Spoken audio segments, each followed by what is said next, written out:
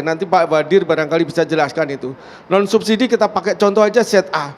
Set A itu non subsidi kalau tidak salah sekitar 3.500 3.800 kalau tidak salah. Kita kan ada harga yang tetap. Sekarang kalau bisa dapat 5.000 atau 6.000 aja itu sudah bersyukur.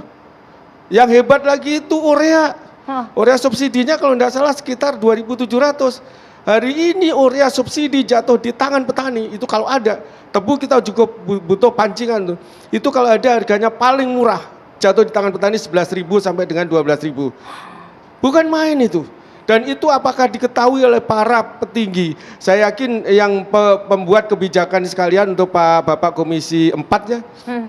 Yang tentu itu kami juga harus mengadu ke sana juga.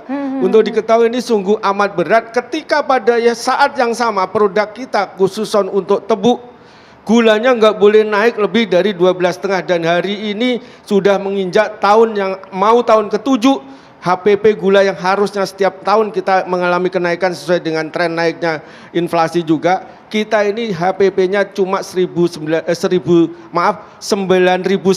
mulai tahun 2016 sampai sekarang. Dan HET-nya, ini lucunya juga, kalau petani yang produksi gula kita harus ada HET, nggak boleh lebih HET. Tapi kalau pupuk yang dijual pemerintah melonjak-lonjak nggak karu-karuan. Ini kan beban berat dan ini membebani kita dari total biaya produksi kita yang dulu pupuk dan rangkaian lainnya itu paling cuma 5% dari total biaya kita. Hari ini lebih dari 12 sampai dengan 15% total pembiayaan kita dan ada kenaikan biaya yang naik. Ini kelangkaan terjadi setiap tahun atau hanya tahun ini yang naiknya mulai luar biasa? Dirasakan itu tahun 2019 ada pengurangan, terus 2020 orang nggak bisa ngeluh juga karena jangan ngeluh, keluar rumah aja susah. Hari ini lebih parah lagi karena saya baru keliling dan besok saya keliling juga di Sumatera untuk bertemu dengan petani-petani tebu kita. Yang ini keluhannya sudah bukan main lagi. Jadi saya keliling di Jawa semuanya kita tidak ada yang misalnya kita ini bersyukur bahwa ini nggak mengeluh karena pupuk. Prof Andreas, ini kan sedih juga ya. Iya, betul. Serba salah juga pupuk Indonesia karena subsidinya dikurangin gitu kan ya. Iya, sebenarnya terkait kan ada dua jenis pupuk di Indonesia ya, Mbak ya. Yang pertama yang disubsidi oleh pemerintah.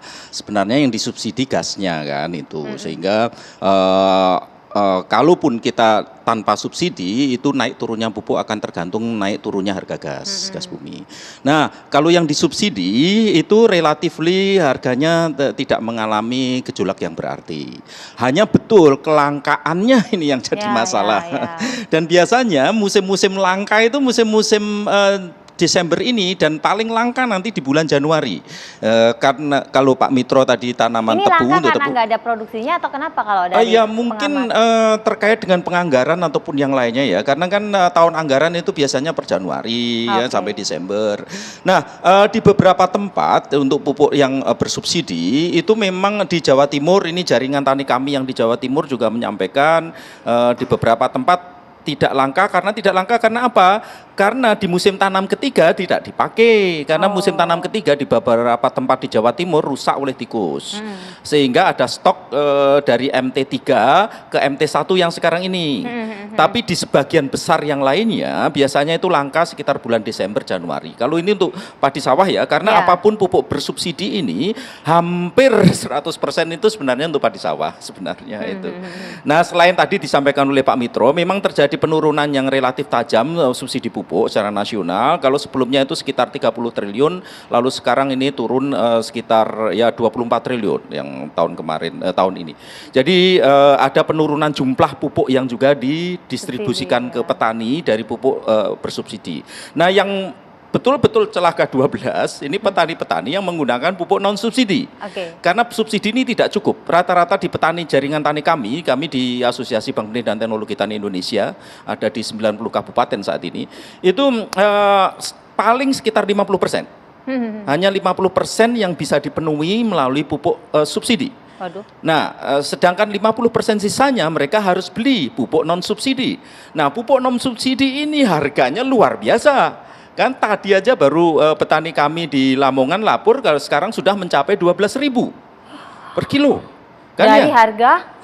Ya, non subsidi itu biasanya 375.000 per sak atau sekitar 7.500 yang non subsidi ya. Sekarang sudah naik sampai angka 12.000. Memang untuk non subsidi ini sangat dipengaruhi dengan harga pupuk dunia.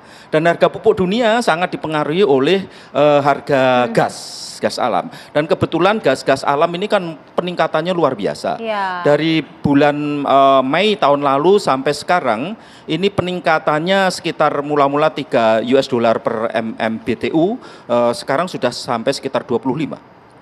Hampir 10 kali lipat. Padahal ini bahan baku untuk membuat pupuk, terutama pupuk nitrogen. Untuk itu kenapa lonjakan yang sangat tinggi itu terjadi di pupuk-pupuk bernutrien yang ya urea bisa, lalu diaminum fosfat kalau yang di luar negeri, ZA itu pasti akan naik ketika dia mengandung nitrogen di sana.